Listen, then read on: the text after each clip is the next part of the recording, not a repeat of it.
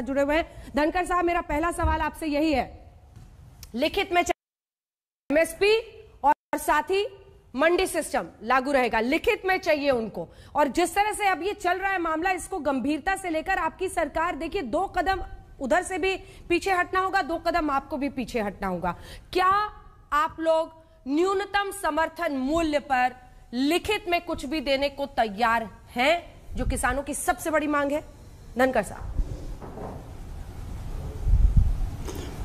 देखिए अंजना जी, ये बहुत पॉपुलर मांग है कि एमएसपी पर फसलें खरीदी जाएं और एमएसपी इसी प्रकार से बरकरार रहे। आपका एक ने दूसरा हिस्सा भी आपने कहा कि एपीएमसी एक्ट राज्य सरकारों के हैं और उनमें किसी ने कोई छेड़छाड़ नहीं की है।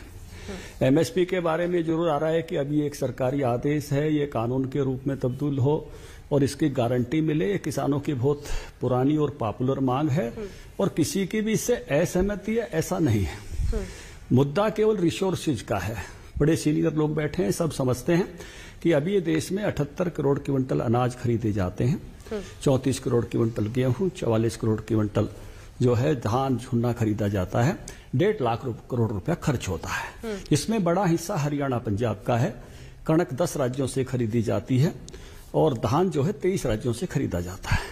हम हरित क्रांति के पुरोधा हैं हरियाणा और पंजाब, इसलिए हमारा हिस्सा भी उसमें ज्यादा है। लगभग 90,000 करोड़ की खरीद हमारे 2 राज्यों से होती है।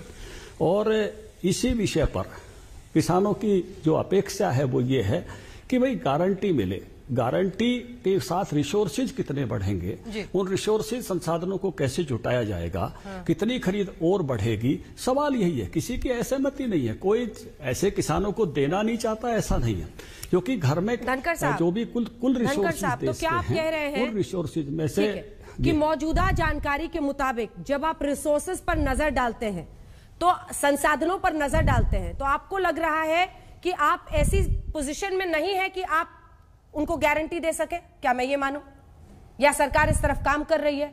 कुछ स्पष्टता से बोलिए सर। 8वां दिन है सर, इस ठंड में 8वां दिन है, इस ठंड में आज भी किसान बैठे हुए हैं जी, आपको बड़े ध्यान से सुन रहे वो। हाँ अंजना, ओम जी, अब मैं भी बहुत ध्यान से बता रहा हूं। मैं 25% एक तरह से अभी खरीद होती है देश के कुल खाद्यान्न की। अगर 100% खरीदना है तो 1.5 लाख करोड़ रुपया चाहिए, और इस 1.5 लाख करोड़ की खरीद होती है 6 लाख करोड़ रुपया चाहिए। अब देश के कुल जो कलेक्शंस होती हैं वो 24 लाख करोड़ की होती हैं। देश के कुल खर्चे लगभग 30 लाख करोड़ के आसपास हैं। तो ये खर्चों के हिसाब से देखें तो उसका 20% है, कलेक्शन के हिसाब से देखें तो 25% है। फिर बात यही रुकेगी? ऐसा नहीं। गन्ने की भी खरीद होती है, कपास की खरीद भी होती है, तिलहन की खरीद भी होती है, तिलहन इसमें शामिल नहीं है। फिर फूल और फल सब्जियों पर भी आएगा।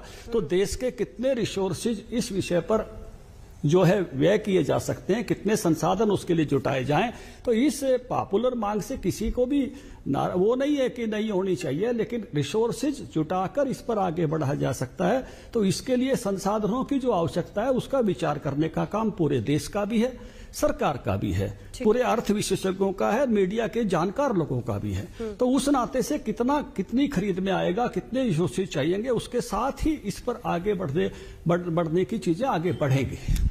ठीक है।